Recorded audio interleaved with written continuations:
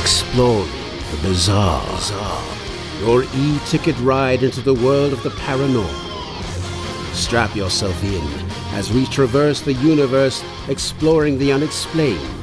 UFOs, ghosts, lost worlds, cryptozoology, as well as other dimensions.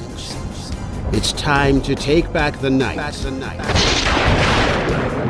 Now, your electrifying hosts of Exploring the Bizarre, Timothy Beckley and Tim Swartz.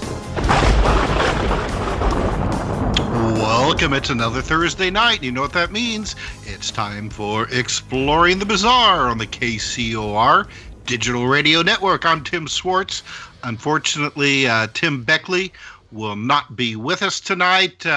He's still a little upset. If you listened last week, he had lost his precious, and some bad things happened, and he's still trying to get over that. So if you don't know what I'm talking about, check out our YouTube channel, Mr. UFO's Secret Files, and see last week's episode and all the ones that have come before that.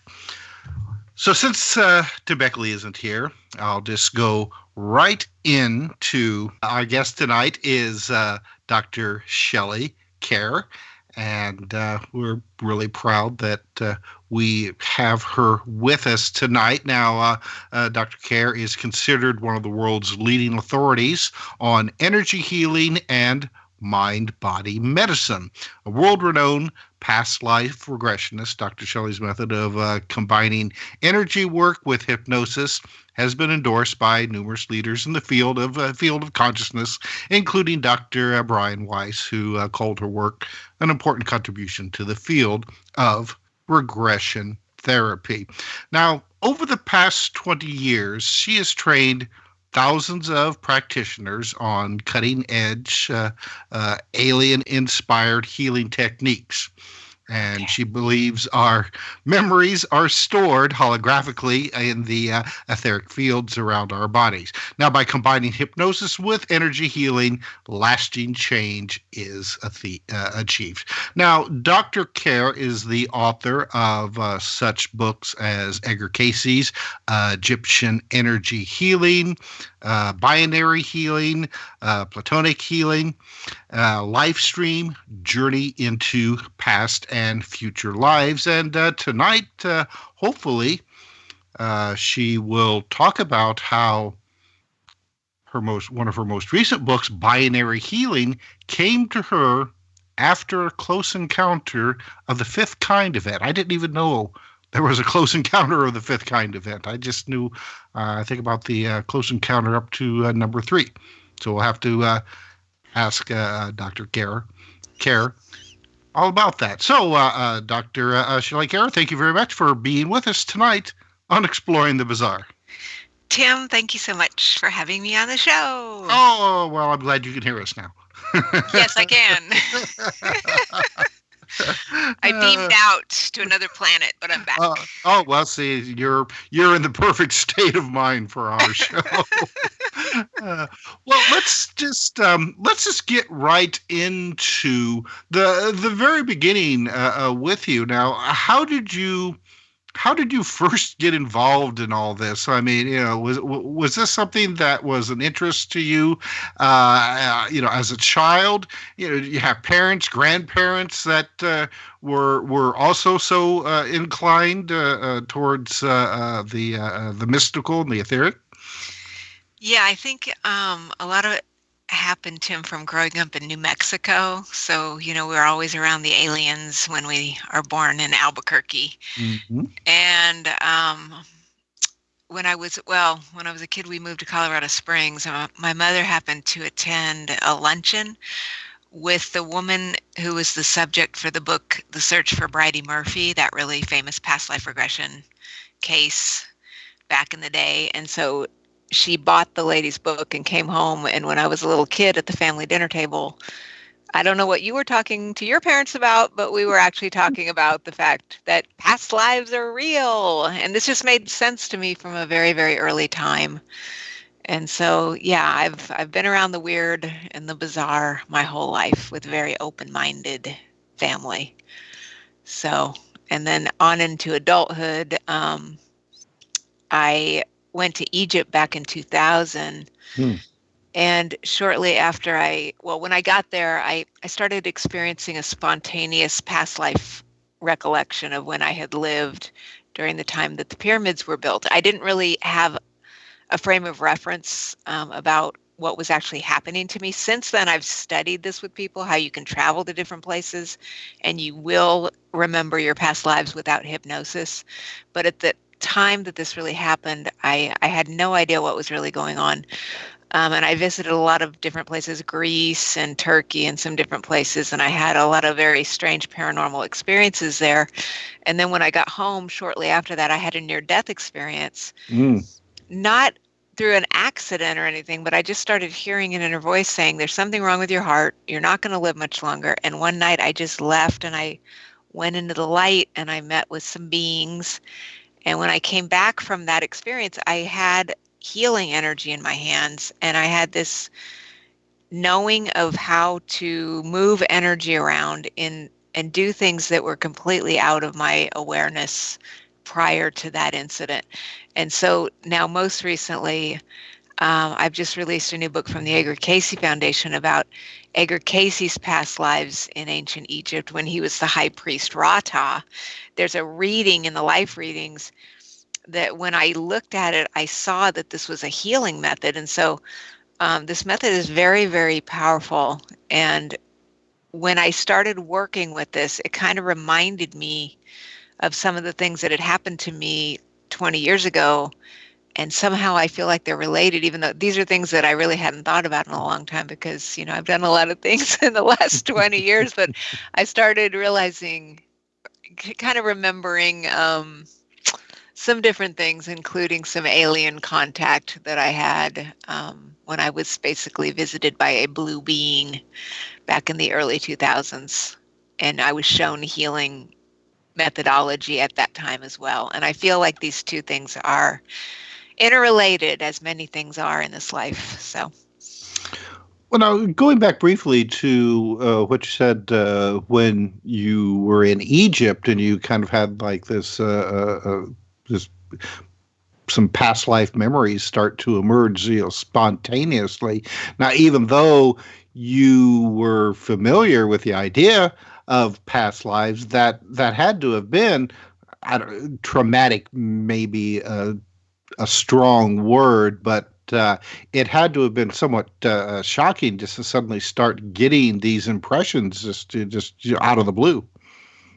It was totally shocking. I mean, it's one thing to intellectualize that you've lived before, but at that point, I had never had an actual past life regression. And so I was in Cairo and I started having these horrible nightmares where I saw these workers and I heard their cries and there was just a lot of struggling and suffering. And I felt that I had been there during the time when the pyramids were being built. Now, I do believe that extraterrestrials were involved with that as well, but I do believe there were a lot of people there. And I saw myself as someone who was struggling and working and I woke with just kind of in a complete panic attack, which I had really never had before either. And I was planning on staying in Egypt for quite a while. And I really, at the time, I just didn't know how I was going to do it. So, of course, I muscled through it and went down to Luxor and down to Aswan. And by the time I got back to Cairo and I was reintroduced to that energy, then I had kind of had a shift since then, so it was tolerable. And when I got to Luxor, it was the exact opposite. I fell in love with the place. I was ready to, pack my bags and go live on the Nile and never leave. And so it was just one extreme to the other. It was very surprising, to say the least. So you're talking about Edgar Cayce and his foundation. Now, what an absolutely incredible person he was. I mean, he's I can't remember offhand, when he passed away. Yet here we are still talking about him. He still has a very far-reaching foundation working to get his information out there. I mean, what do you compared to a lot of other people who have come out before and after Mr. Cayce passed away, that have tried to reach people like he did. What do you think it was that was so special about Edgar Cayce that he managed to touch so many people and continue to do so today? I think there's a lot of reasons for that, Tim. Like, one of the things that's really striking is that he was just he was trying to be a regular person, which probably a lot of us are, and then it just didn't work out that way. He was he was a Sunday school teacher. He was just a Christian man just trying to have a life. But when he was younger, and he got ill, they couldn't help him, so he had a hypnotherapy session. And when he went so deeply into trance and began bringing through this information that was seemingly, bizarre, yes, but so profound in the terms of like the medical readings that he gave, the remedies that he told people to try that would have seemed completely insane, and yet they all worked. And then in terms of the past life information, the information that he brought through about Egypt and Atlantis and the things and some of the predictions that we've still, been able to validate today. I think a lot of the medical things as well have been proven to work. And so for these reasons, it is important to carry on that legacy and to make sure that people are still using it, because what's been demonstrated again and again is that although Cayce gave over 14,000 personal readings during his lifetime that were specifically for individuals, the things that he said to those individuals have been proven to work for many people. And so they're very important. And one of the things that I think strikes people is the sincerity of the work. I mean, he didn't believe in past lives. That was just the last thing he would have ever even thought of. But because there was a truth there, then he had to come to terms with the idea that we can believe in past lives and we can acknowledge that some things are unexplained and bizarre, and yet we can still, in his case, maintain our Christian beliefs, and we can do all of these things simultaneously, which was really amazing. And one of the things that always impressed me about Edgar Cayce was the cures that he would offer up to individuals that were very, what would the term be, like folkish. A lot of these were like the cures I know my great grandmother used to offer up. She was a powwow woman. And very reminiscent of some of the things that Cayce wrote about. And you look at some of these and you'd be like, oh, there's just no way that something like that would work.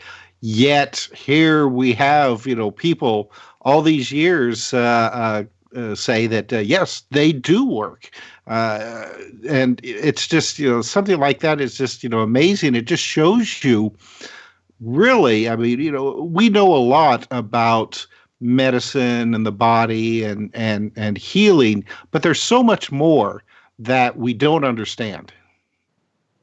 Yeah, that's for sure. And I think so many people, a lot of people are very ill with different things, and sometimes the medical, it's necessary, it's needed, and yet for some people, when it's not working, then they have to start turning to other things, and some of those Cayce remedies are still quite helpful.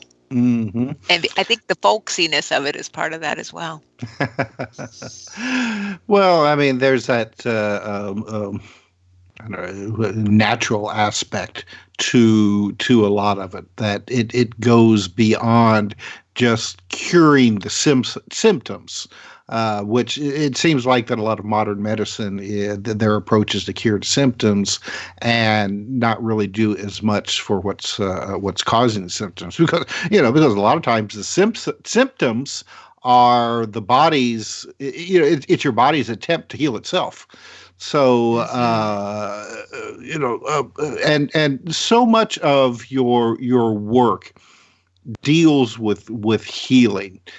And now, what would you say is your definition of healing, as compared to modern Western medicine's definition of healing? I think that that's kind of, I guess my thoughts on healing have really shifted a lot, particularly lately, in some regard. I've spent a lot of time writing a lot about the healing properties of gemstones, and I did a couple of books for the Edgar Cayce Foundation about the gemstones that Edgar Cayce recommended in the life readings, because some of the remedies would involve, you need to put a piece of lapis and you need to wear it in a necklace, and it needs to press the skin because it's going to create a vibrational shift in your body that's going to be beneficial for you. And so with stones, there's specific vibrations in gemstones that relate to like colors of the spectrum and specific things that you can really tune into, kind of like we can tune into the radio station tonight by going to that frequency. Whereas general energy healing, like the newer Egyptian Edgar Cayce method, is not necessarily tuning in to one frequency, but it's tuning into people on a more individual basis. And I've come to think that, well, you mentioned it briefly, but the medical profession is necessary. If you're having an emergency and a crisis, then you need to get to the doctor and you need to stop the imminent threat to your survival. But underneath that, it's become very proven, and I think more widely believed now than ever before, that when there is dis-ease within the body, that there is something besides maybe in the three-dimensional world, there are other things that could be causing that. And so once the crisis is averted, then to me, healing involves going back into the deeper aspects of like, what are the emotional things that are causing this situation to happen? Or if it's not just emotions and challenges from the current lifetime, a lot of times, obviously, these things could have roots in past lives. And so a past life regression can be very valid for that as well. So to me, healing is a kind of a more multi-dimensional thing. And I've been kind of really a little bit wound up lately, because I've been hearing from a lot of people who have really severe medical conditions, but yet they seem to have skipped the part where they still needed to go to the medical doctor. I really believe there's a place for that. And I think that unfortunately, a lot of the spiritual community, they go, well, I'm spiritual, I shouldn't need a doctor, or I should just be, I should be better than this. Well, we're still here having a physical experience. And so I think that the physical healing, going to the doctor and doing those things as well. And then, yes, go into the deeper things, such as the remedies, such as gemstones, or do I need to go see a therapist? Do I need a past life regression? All of these things are part of the puzzle that's going to help the person turn the corner. And I think that every single one of them has a validity and a place. And so healing needs to be seen in a more holistic way than I think maybe people have seen it in the past. Okay, you brought up a really good point there about how our doctors are a very important necessity with all of this. I have a friend who got involved with a healer, and I'll put quotation marks around that, from YouTube or something like that. And this person's, remedy for everything is like celery juice. Yeah. This is the cure all for everything. And just, forget about what your doctor has to say, nothing but poisons, celery juice and, other things like that.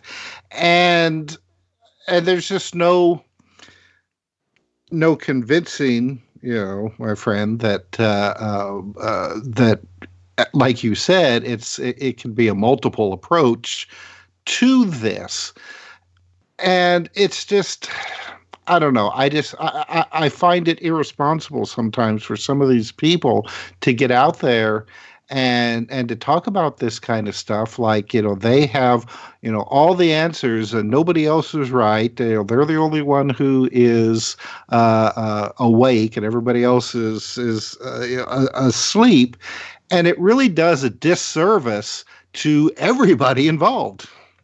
I cannot agree more with what you're saying. Yes, I mean it's epidemic. I mean, people need to go to the doctor. They need to, So I have to be. I think when I first was a youngin, which I guess I'm not anymore, but when I had stage 4 endometriosis many, many years ago. And I think people knew that I had a lung illness, but I was too, I don't know. I don't know why I never wanted to tell people what I had. And so I think they thought I had cancer or something, which of course I didn't. But what it was endometriosis. And I think in my younger mind, I used to think that doctors had somehow messed me up. But in hindsight, at this stage of my life, I can tell you with great certainty that if I hadn't gone and had some surgery, I wouldn't even be here to have this conversation. I would be dead right now. So, you can go in and look at the spiritual aspects of why an illness took place. I mean, I do think that certain illnesses are here like for karma or lessons and things like that. Like I wouldn't probably be in this business if that hadn't happened to me. But where I might have thought doctors were to blame, I can now say, no, doctors saved my life. And so when I hear somebody going down that road of, I don't want to deal with the medical profession, I don't want to say I don't want to talk to them, but I want to try to talk some sense into them. And if I can't, then I have to say, hey, come on, because I can help to a certain degree, but only once that initial situation is, under control. Mm-hmm. Well, like you said, I mean, I think there are a lot of people, they just want to throw up their hands and say, I can't do anything, you do it. And it's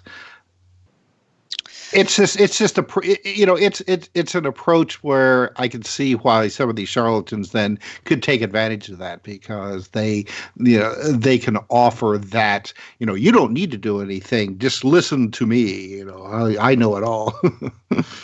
That drives me nuts. I mean, all my books have self-help things in them because I'm really hoping that people can go and, they have to find these things on their own, and they need all these things, medical, vitamins, whatever. But there's no one person who has the magical wand. Well, unfortunately. And people need to be involved with their own health. They can't just depend, whether it be a regular medical Western doctor or whatever. I mean, it's their body, it's their health. Ultimately, they're the only ones who can do the proper healing. Absolutely. Mm-hmm. Absolutely. All right. Well, we are coming up to our bottom of the hour break. So when we come back, we'll continue our conversation with Dr. Shelley Kaehr on exploring the bizarre. So stay tuned.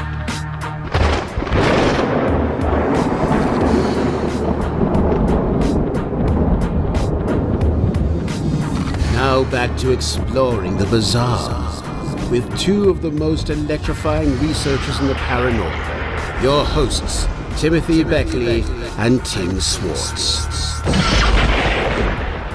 All right, welcome back to Exploring the Bizarre. I'm Tim Swartz. Tonight, our guest is Dr. Shelley Kaehr, and we're talking about energetic healing, Edgar Cayce, and I need to bring this up, Shelley, E.T. Close Encounters.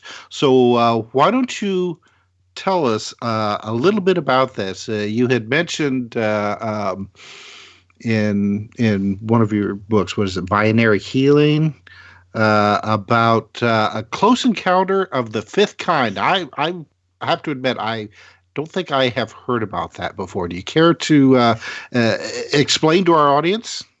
Yes. So let's see. Well, many years ago, I'm going to get to the close encounter, how I purposely did it, but I was going to New Mexico to work as a healer, and I was driving across the state, and I parked in a rest area for a few minutes and closed my eyes when I saw a bright blue being interdimensionally in the space behind my eyes. I opened my eyes. Of course, there was nothing really there. And when I showed up to the spa to work as a guest healer, the woman behind the desk said, "My gosh." And I said, "What?" And she goes, "There's a blue woman standing behind you." So the blue woman basically showed me some things. Let's just say the lady told me that she was going to be showing me some things, and she certainly did.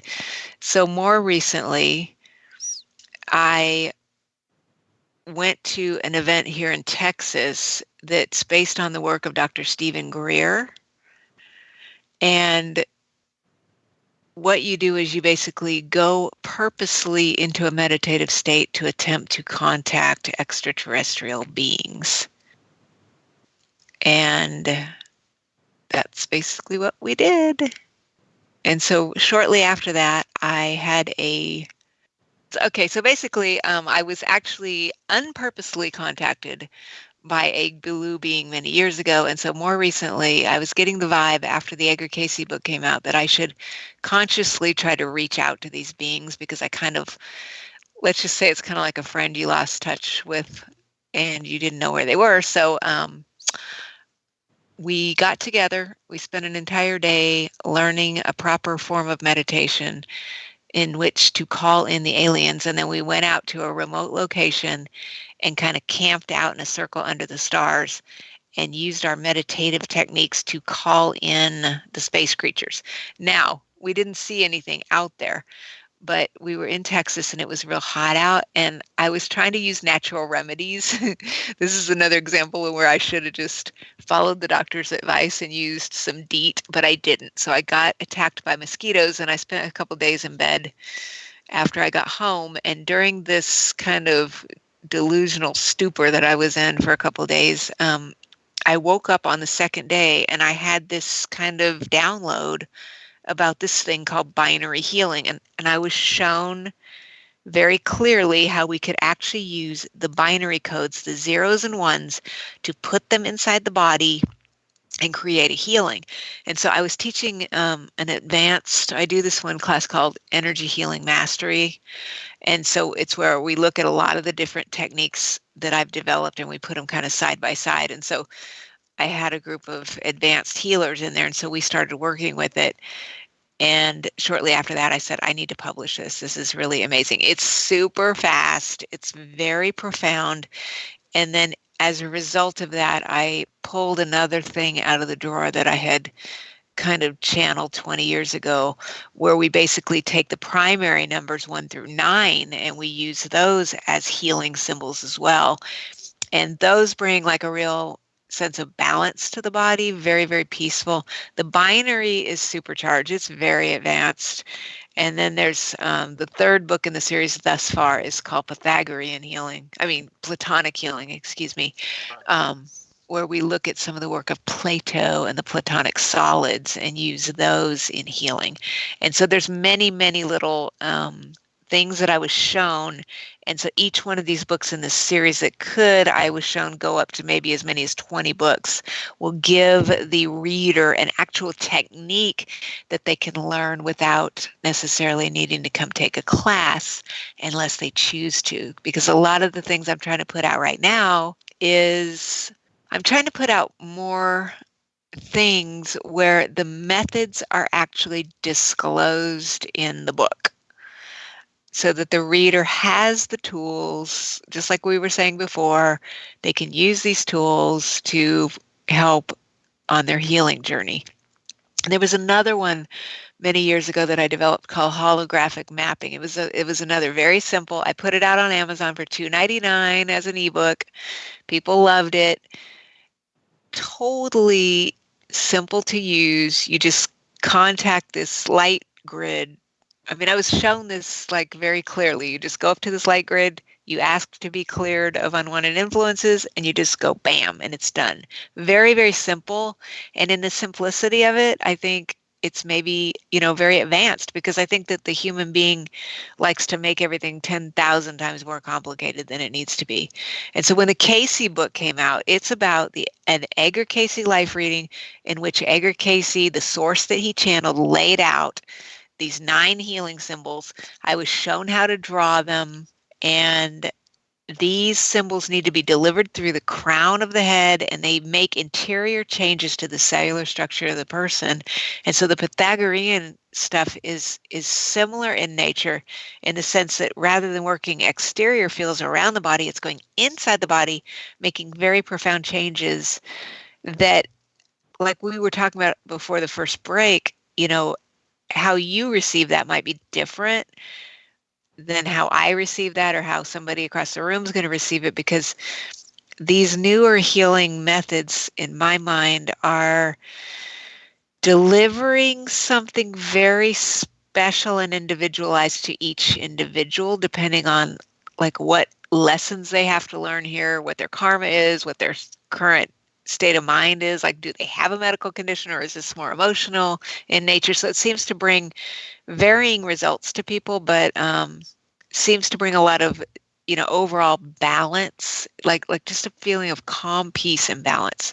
And these things, I very clearly have been shown by what I can only attribute to be extraterrestrial helpers who have been with me for many, many years, because I do believe that there's a lot of help out there if we can just connect with them, that there are beings who are trying to help us right now in various ways. So now, when you say extraterrestrial, I think that a lot of people, when they hear that, they think of, you know, like little gray guys from Zeta Reticuli or something like that. But I suppose that that's probably a rather simplistic view of the universe and our reality. I mean, are we dealing with beings that, you know, are, you know, actually, you know, hard to define, you know, from across the multiverse, so to speak? You know, they're not just simply nuts and bolts, you know, get into a rocket ship and fly to planet Earth, but they're actually crossing, you know, the interdimensional rifts to be with us. Yeah, I feel like they're more what I would consider to be interdimensional in nature, like you suggest. I have one being who seems to be existing in a moonstone ring that I picked up in Luxor back in 2000. And I can see this being, I can see his image in the ring. Other people have seen it. We don't really know exactly what kind of being he is, but I feel like he's somehow tapped into this ring and into this moonstone ring somehow, and using it as an interdimensional portal. And so I think that when thoughts come to people, like inspiration and things like that, that's coming interdimensionally from guides and helpers. And yes, angels, spirit guides, whoever they are. I've just personally come to more of an epiphany lately that probably the majority of these helpers who help me are more of an interdimensional nature. Right. All right. So now, taking that a step further, and this occurred to me, and I can't remember exactly. It was something that you said in the first segment. What about us? People tend to think of themselves as, you know, basically just, you know, maybe a ghost in a meat machine, but more than likely we are actually extensions from these other realities that have, you know, that, and we're just, you know, it's like a fingertip into the top of an aquarium. You know, the fish only see the very tip of the finger, not realizing what else is behind that. And I've just always had the impression that that is the way that we are, that our material body is just that fingertip into this reality, and there's so much more to us behind that. So when it comes to energy healing, you're healing a lot more than just that little bit that we can see. Yeah, I totally agree with everything you're saying. Several years ago, I wrote a book called Beyond Reality: Evidence of Parallel Universes, where I was conducting experiments of taking clients via hypnosis into alternative universes and realities. And clients were reporting simultaneously existing, sometimes in up to, typically not more than five, but a couple people had several more alternative realities that they supposedly were existing in all at once. They could go back to important moments in the past where they made decision points. That was a big part of the book, and have them go down the other path where they made the other decision. And then they were able to really energetically justify that the decisions that they made were the best for them. They could go out into their future. They could go into simultaneous lives, living, maybe very similar lives to the ones they were currently living, with a few changes and everything in between. Because I totally agree with you that we are putting the tip of our finger into a fishbowl. And one of the things that came out of that research was this idea that, sometimes we're getting inspiration, like, stop there, or make that left turn, or don't do this or that. And then sure enough, you missed the car accident, or something miraculous happened and you were saved. And so, we question here, with this limited perception that we have, like, where did that inspiration come from that just saved my life, or just that did this or that, or who was guiding me? And one of the thoughts was that perhaps there could literally be a future version of yourself who comes back and warns you of things. And I've actually had people in some past life regression actually travel into the past and comfort past versions of themselves. So I think it's much more interdimensional. So when I'm saying interdimensional, yeah, it could be an interdimensional aspect of myself who's helping me. It could be things from other solar systems and universes that's traveled through a wormhole. It could be any other things, because I know for a fact that it is so bizarre here that there's no way that we're going to understand what's going on here until we make our transition and get out of this limiting existence that we have in these bodies. Well, and I've often considered, because you've heard people who have had near-death experiences. One of the things that they'll say is that they're able to perceive that there's no time, that the past, present, and the future all seem to exist simultaneously.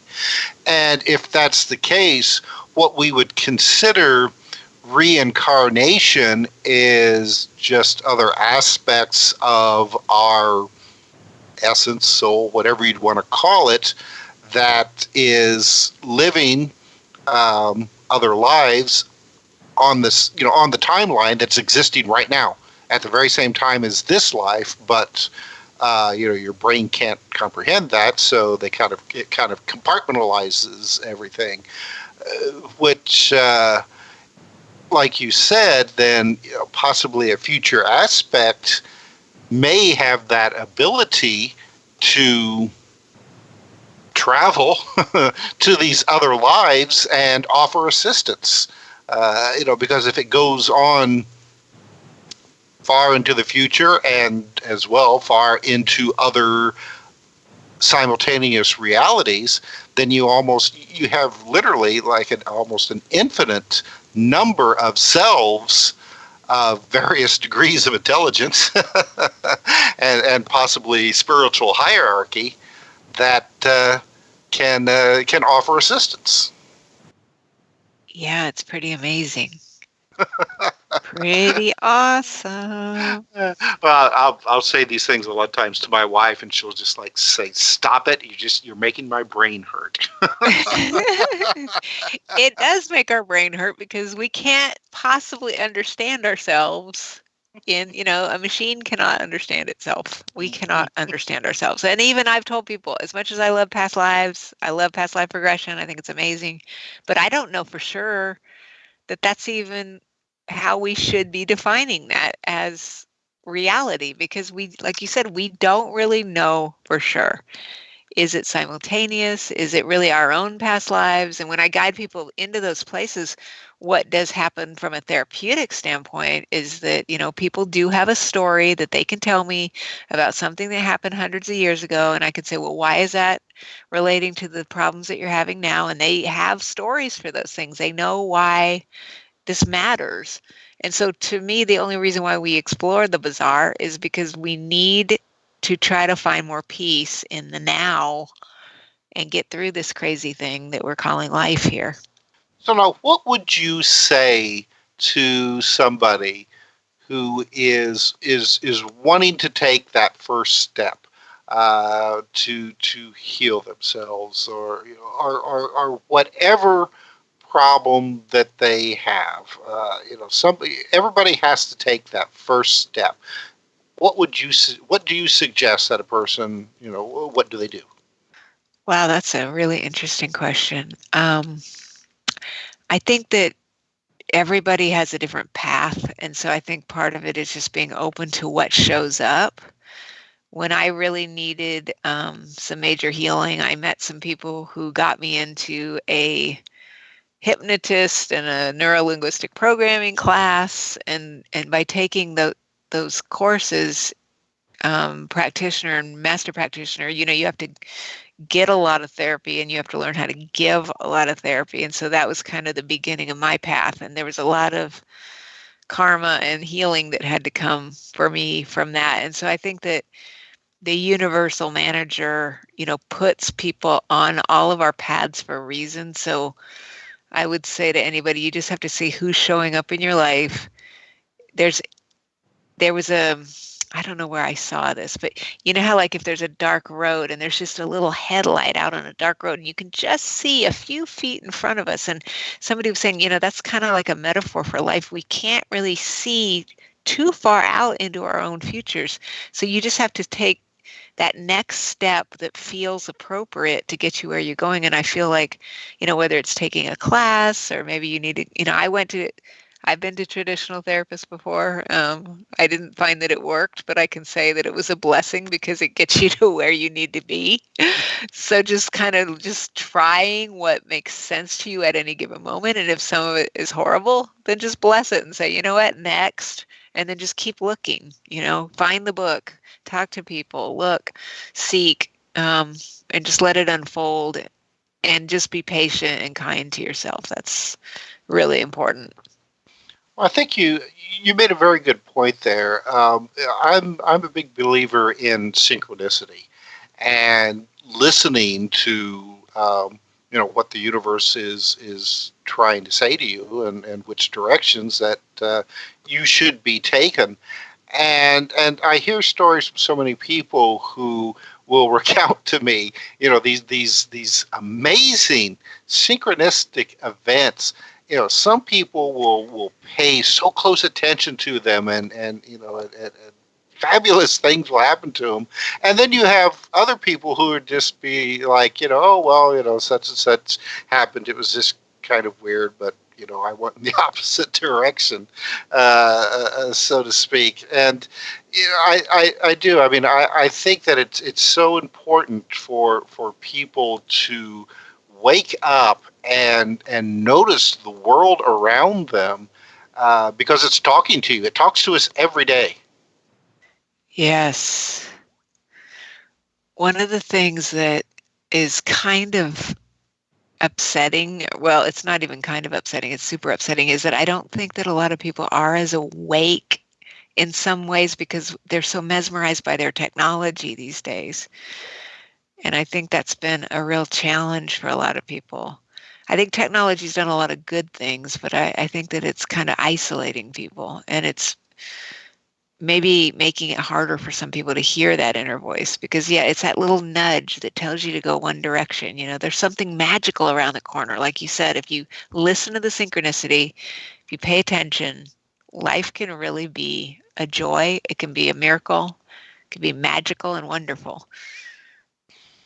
Well, there's a line from a movie with Tom Hanks called Joe versus the Volcano, where one of the characters says to him that that everybody in the world is asleep, and that they just, they go through their lives without being aware of anything. But those who are awake look at the world in a constant state of amazement. And that's what I always try to tell people, just to, think about how you felt as a kid when you got up on Christmas morning. Every day should feel like that to you. I totally agree with that. You're absolutely right. I started going a couple years ago. I was kind of in a slump, and so I started going to Zumba classes at the gym, and dancing. Mm-hmm. And it just was so fun, and it really brought a lot of joy back into my life. So I don't know what brings people joy, but movement, getting around real people, talking, dancing, playing. It's kind of hard to get out of a slump when you're in one, but if you can just wake up enough, look around, and find something joyful, then yeah, it can be really a good place to be. Find your bliss. Find it. All right. Well, we only have a couple of minutes left, unfortunately, in the program, so I want to give you an opportunity to let our audience know where they can find you online and where they can find all your books. Thank you. Yes, my website is pastlifelady.com, and I've got a YouTube channel, which is Past Life Lady, and I've got a couple of Facebook fan pages. One is Past Life Lady, and one is Shelley Kaehr, which is hard to spell. And then I'm on Instagram as Shelley Kaehr. And so I'm trying to put a lot of new content up on my YouTube channel now. That's one of my big focuses this year, is to try to bring some resources out of the book, do some demos online to try to help people on their path. So hoping people can find joy in this lifetime. And I thank you for having me on the show. It was a joy. Well, it's a real pleasure talking with you tonight, and I hope that you can come back and join us again sometime in the near future. That'd be great. All right. Well, that's Dr. Shelley Kaehr. I'm Tim Swartz, Tim Beckley, wherever you are. Hope to see you again next week. And for everyone out there, thanks for listening, and see you again real soon on Exploring the Bizarre.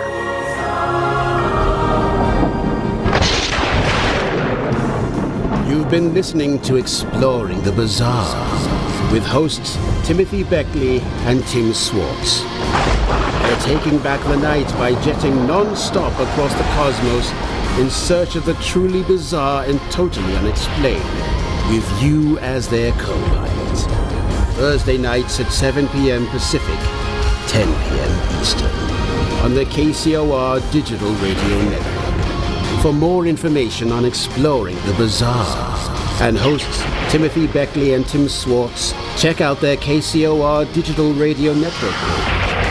Follow their YouTube channel at MRUFO 1100. Exploring the Bizarre.